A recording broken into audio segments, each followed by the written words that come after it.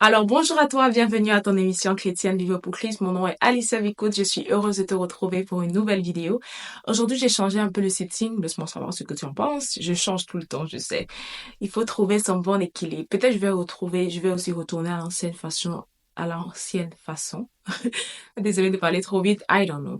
Alors aujourd'hui, je veux nous encourager à développer une relation de qualité avec Christ parce que il est la base, il est le rocher sur lequel nous fondons quelque chose, peu importe que ce soit famille, mariage, études, business, whatever it is, peu importe ce que c'est, il est le rocher sur lequel nous nous appuyons.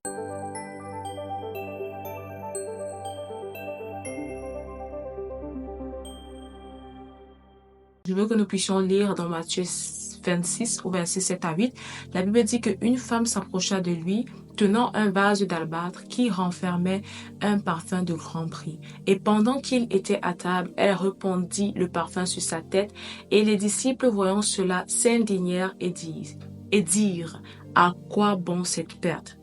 Vous pouvez vous demander, pourquoi j'ai choisi ce verset? Parce que ce qui m'a justement indigné, si je peux aussi le dire ainsi, c'est que les disciples n'ont pas pensé que Jésus-Christ valait le sacrifice de cette femme. C'est-à-dire que il valait le parfum qu'elle déversait sur ses pieds. Et vous allez lire par la suite, ils disent, oh, on aurait pu vendre cela et donner aux pauvres. Et parfois aussi, nous sommes un peu comme les disciples, nous ne croyons pas que Christ vaut le sacrifice que nous avons à lui donner. Peut-être notre temps, notre énergie, nos ressources, peu importe c'est quoi. Nous remarquons que si les disciples, on ne dit pas la foule, on dit les disciples, eux-mêmes croyaient que Christ ne valait pas ce sacrifice que cette femme avait déversé. Alors, à combien plus forte raison, nous qui parfois ne pensons pas que Christ vaut notre temps, que Christ vaut nos ressources, que Christ vaut nos sacrifices. Et à quoi cela, en fait, encourage à avoir une intimité plus profonde ou une intimité de qualité avec Dieu. Dans l'histoire de la femme qui verse le parfum, il y a trois choses qui m'ont marqué ou trois points que j'ai ressortis. La première chose, c'est la qualité. Elle n'a pas versé un parfum qui ne lui coûtait pas. Ça lui coûtait beaucoup d'argent. Ça coûtait cher. La qualité de ce parfum était reconnue par tous. Et c'est pour ça qu'ils ont pensé que c'était du gaspillage. La deuxième chose, c'est que ça avait un grand prix.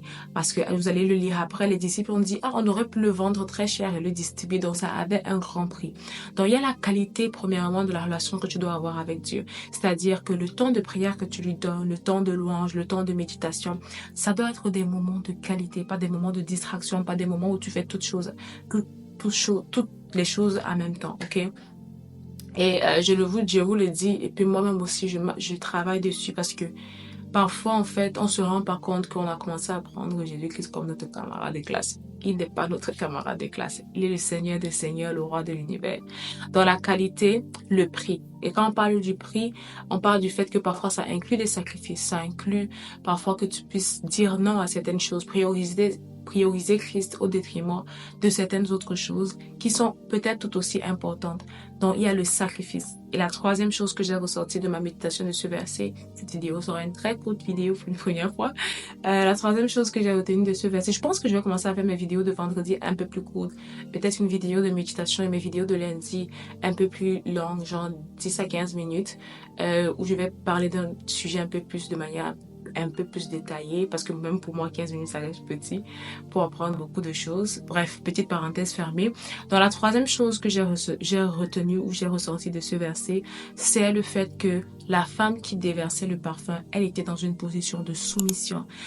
Il y a aussi quelque chose qui me marque dans la Bible, c'est ce verset où Marthe est en train de se plaindre à Jésus et elle lui dit, Marie, ma soeur, elle ne veut pas venir m'aider à préparer à manger, je suis la seule qui t'aide et je suis la seule qui me lève pour préparer.